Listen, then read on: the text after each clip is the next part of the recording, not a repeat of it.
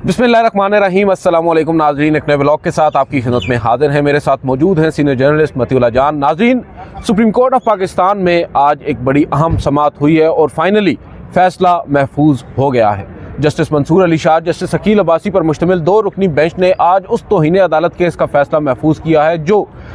तौहीन अदालत बेसिकली एक इल्ज़ाम आयद हुआ, या आप कह सकते हैं कि एक कंटेम्प्ट का नोटिस जारी किया गया उस एडिशनल रजिस्ट्रार को जिसने सुप्रीम कोर्ट के फ़ैसले के होते हुए उस मुकदमे को जो सुप्रीम कोर्ट में ज़ेर समाअत था कमेटी और कमेटी से बाद में दूसरे बेंच को मुंतकिल कर दिया। इस मामले से ये मामला आगे निकला, बेंच फिर भी तब्दील होते रहे, 2 रुकनी बेंच फाइनली रह गया और 3-4 दिन मुसलसल समाअत होने के बाद आज फ़ैसला महफूज किया गया है। नज़र यही आ रहा है कि इस मामले पर फुल कोर्ट बनेगा। बहुत से जो अदालती मुआवनीन आज अदालत में पेश हुए हैं उन्होंने फुल कोर्ट को या फुल कोर्ट के हक़ में बात की है, मां सिवाय अटॉर्नी जनरल और एहसन भोन के जो अटॉर्नी जनरल फॉर पाकिस्तान हैं। उन्होंने तो सिर्फ़ और सिर्फ कंटेम्प्ट की जो प्रोसीडिंग्स हैं और उसके जो प्रोसीजरल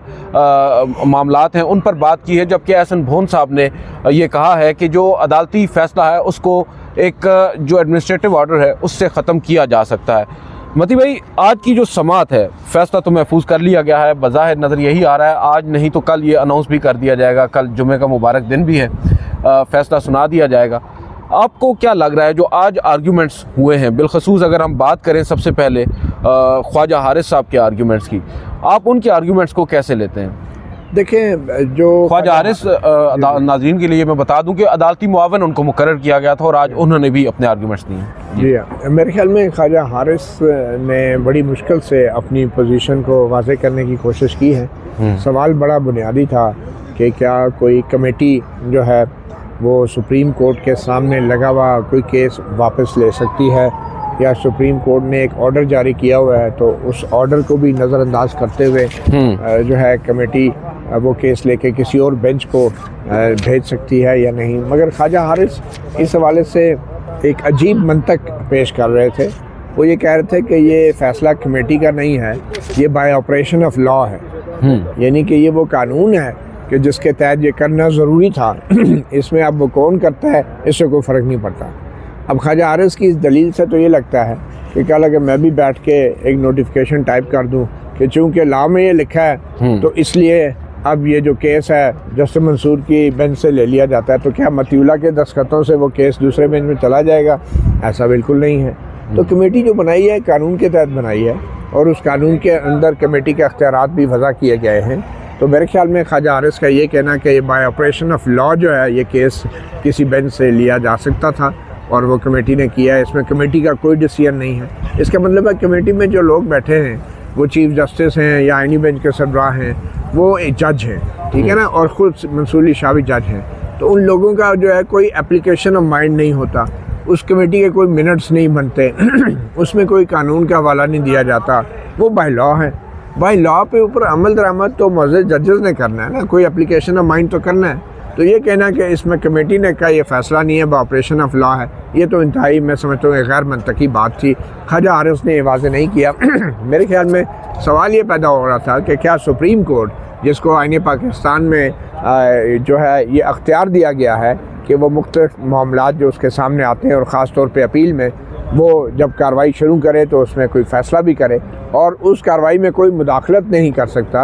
अगर करता है तो वो तौहीन अदालत होगी और उस कार्रवाई को कोई उसमें रखना नहीं डाल सकता, कोई सुप्रीम कोर्ट के अहकामात की खिलाफ वर्जी नहीं कर सकता। तौहीन अदालत के अख्तियारात दिए गए हैं, तो उस कार्रवाई को रोक कर कोई रजिस्ट्रार ऑफिस का मुलाजम जो है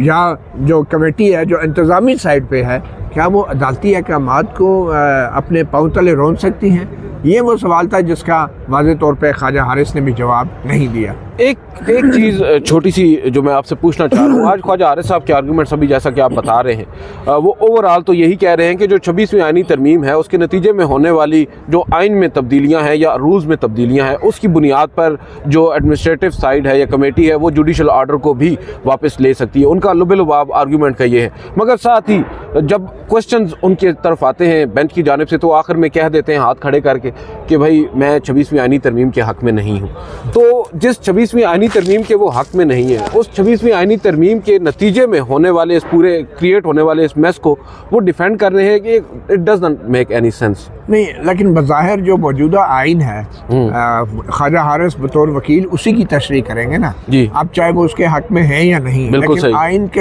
अल्फाज को मानी देना या उसकी तशरीह करना तो ख्वाजा हारिस इस हद तक तो वो दुरुस्त कहते हैं कि वो इसके हक में तो नहीं है, मगर इसका मतलब ये बनता है। बिल्कुल सही, ठीक है। अच्छा, अब सवाल ये पैदा होता है कि 26वीं आईनी तरमीम जो है, अगर उसके मुताबिक जो है किसी भी सुप्रीम कोर्ट के बेंच से केस वापस लिया जा सकता है, तो फिर वो 26वीं आईनी तरमीम की तशरीह की जो जिम्मेदारी है या आइन के किसी शिक की तशरीह की जिम्मेदारी जो है, क्या वो तशरीह इंतज़ामी साइड पे होगी या सुप्रीम कोर्ट ऑफ पाकिस्तान को तशरीह करने का अख्तियार है? बिल्कुल सही। अब वो 26वीं आईनी तरमीम का तशरीह कौन करेगा कि ये केस जो है इस बेंच से वापस लिया जा सकता है या नहीं? ये तशरीह भी तो सुप्रीम कोर्ट कर सकती है ना। वो कोई इंतज़ामी साइड पे बैठ के जो है वो चीफ जस्टिस या अमीनुद्दीन खान 2 जज बैठ के अपने घर में बैठ के या टी रूम में बैठ के तो नहीं कर सकते आइन की तशरीह। तो सवाल यही पैदा हो रहा था कि क्या इवन इफ के 26वीं आईनी तरमीम में भी है कि वो ले सकते हैं, तो क्या ये फैसला सुप्रीम कोर्ट के उसी बेंच को नहीं करना चाहिए था कि आइन में ये है और ये नहीं है?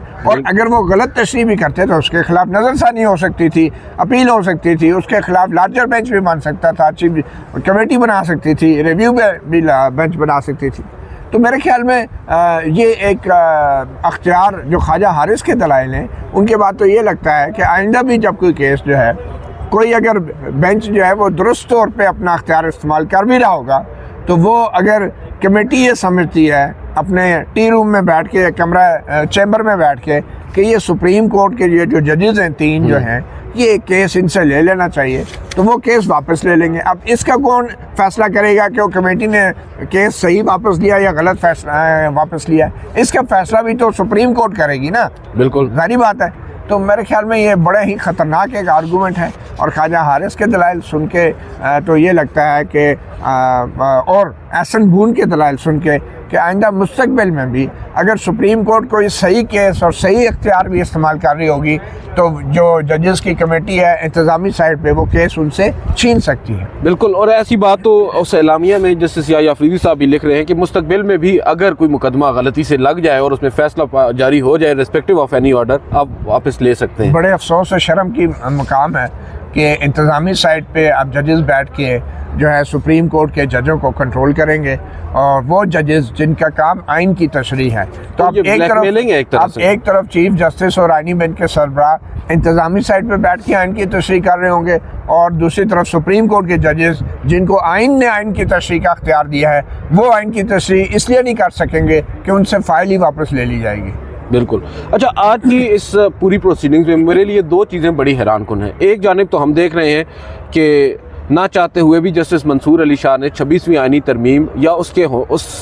तरमीम से होने वाली तब्दीलियों को उड़ाया है। उन्होंने आज जो बेंचेस की तश्कील है एग्जेक्टिव की जानिब से, उस पर भी बड़े अहम सवालात उठाए हैं, मगर साथ साथ उन्होंने चीफ जस्टिस याह्या अफरीदी और जस्टिस अमीनुद्दीन खान के ख़िलाफ़ भी एक नया पिंडोरास बॉक्स खोलने की भी एक तरह से इशारा दिया है। वो उनको तौहीन अदालत का नोटिस जारी करने का भी इशारा दे रहे हैं, गो कि उन्होंने कहा है कि प्रॉपर्टी की वजह से बिल्कुल हम सोच रहे हैं कि ऐसा ना किया जाए, मगर ये भी एक ऑप्शन ज़रूर है। वो ये कहते हैं कि सवाल ये है कि तौहीन की किसने है, क्योंकि आज ये भी कमरा अदालत में जस्टिस अकील अब्बासी ने ही इंकशाफ किया है कि एडिशनल रजिस्ट्रार साहब ये बता रहे हैं कि उन्हें स्केप गोट बनाया जा रहा है, बल्ली का बकरा बनाया जा रहा है। अब जो एडिशनल रजिस्ट्रार साहब हैं वो जब ये कह रहे हैं कि उन्हें स्केप गोट बनाया जा रहा है, दैट मीन्स कि वो ये कह रहे हैं कि भाई तौहीन मैंने नहीं की, जिन्होंने फैसला कर आपका जो मुकदमा है किसी और बेंच को मुंतकिल किया है दरअसल उन्होंने की है। लिहाजा यहाँ पर जस्टिस याह्या जैसे चीफ जस्टिस मंसूर अली शाह जो कहते हैं कि कमेटी ने डिसरिगार्ड किया है एक जुडिशल ऑर्डर को और उसे विड्रॉ किया है, तो आपको लगता है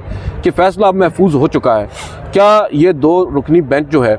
गो के वो कह रहे हैं कि हम उस तरफ अभी नहीं जा रहे, मगर आपको लगता है कि ये ऑप्शन भी उनके माइंड में होगा कि कंटेम्प्ट का नोटिस जस्टिस याह्या अफरीदी और जस्टिस अमीनुद्दीन खान को किया जाए? देखिए, अगर इस बेंच ने तौहीन अदालत के इस केस में जजेस कमेटी को तौहीन अदालत का नोटिस न जारी किया, तो इसका मतलब है कि जस्टिस मंसूर से जो केस फाइल वापस ली गई थी वो दुरुस्त ली गई थी। क्योंकि अगर तो सुप्रीम कोर्ट अपने नहीं, सख्त की बात नहीं है। अच्छा। ये सुप्रीम कोर्ट के आईनी अख्तियार का मामला है, ये कोई प्रॉपर्टी का मामला नहीं है। और अफसोस के साथ मैं समझता हूँ कि इसको प्रॉपर्टी ना बना के पेश किया जाए, इसको कमज़ोरी बना के ना पेश किया जाए। आइन के अंदर अगर एक चीज़ है तो है।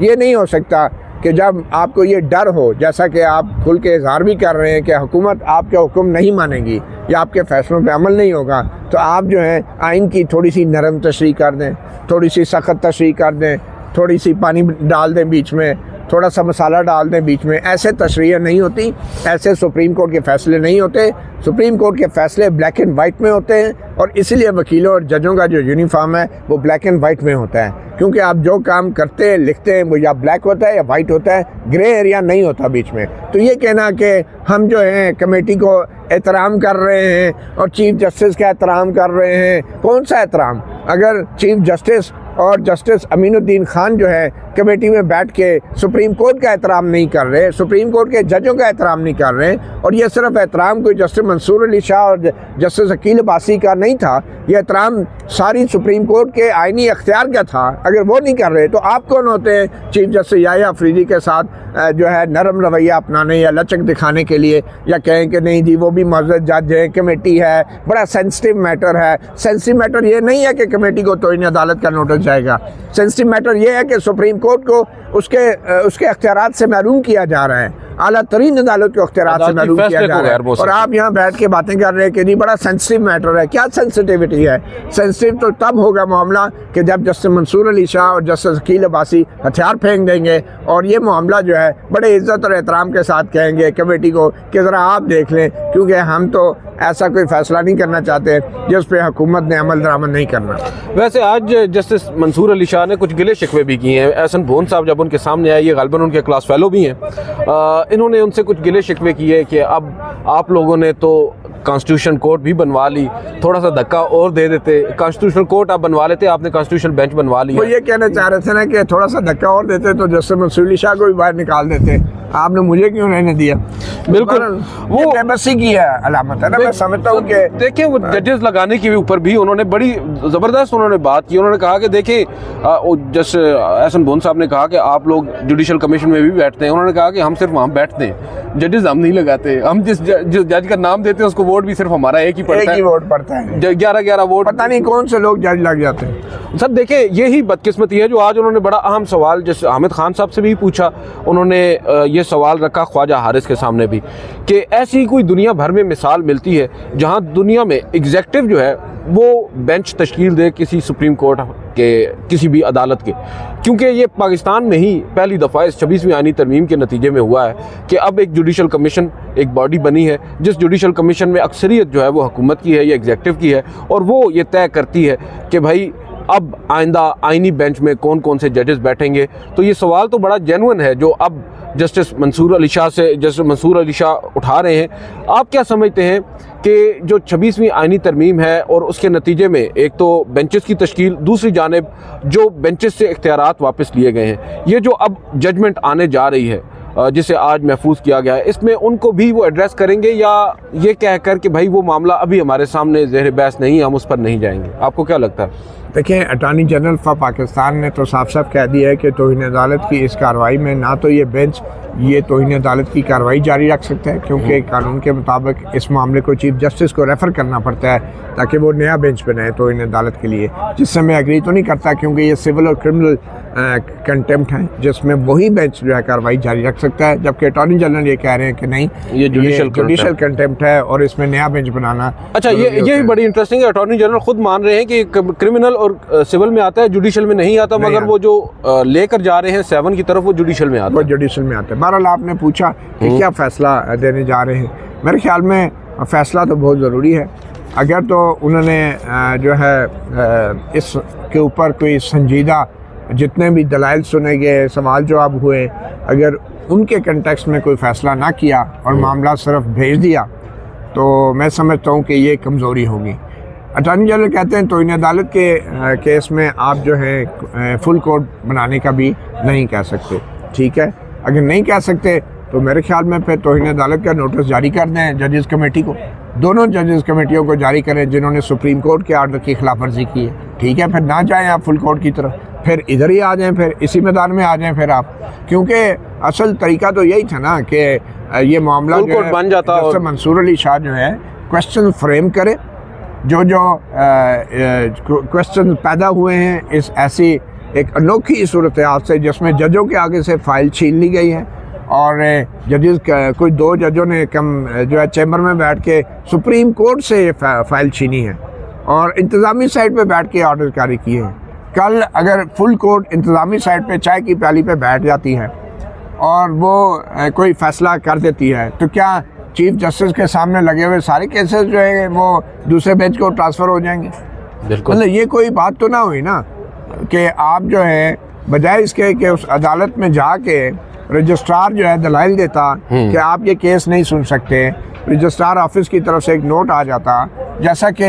कहा भी गया ये ख्वाजा हारिस की तरफ से कि एक नोट भेज देता, वो आपको मशवरा कर देता या कर्टेसी के तौर पे आपको बता देता, तो उसकी बजाय वो अचानक ही फाइल भी छीन ली गई और तो और फिर जजेस भी बदल दिए गए। तो इसमें बेचारे एडिशनल रजिस्ट्रार नज़र अब्बास का तो मसला नहीं है ना, ये मसला जो है ये नज़र के फतूर क्या है, ये बदनीयती क्या है ना। इसमें एक मुलाजिम का वो जो ठीक कह रहा है वो बेचारा, जैसे अकील अब्बासी ने कहा कि मुझे तो वो मुलाजिम कह रहा है कि मुझे तो कुर्बानी का बकरा बनाया जा रहा है, स्केप गोट बनाया जा रहा है, तो वो ठीक कह रहा है ना। तो मेरे ख्याल में जस्टिस मंसूर अली शाह को जो है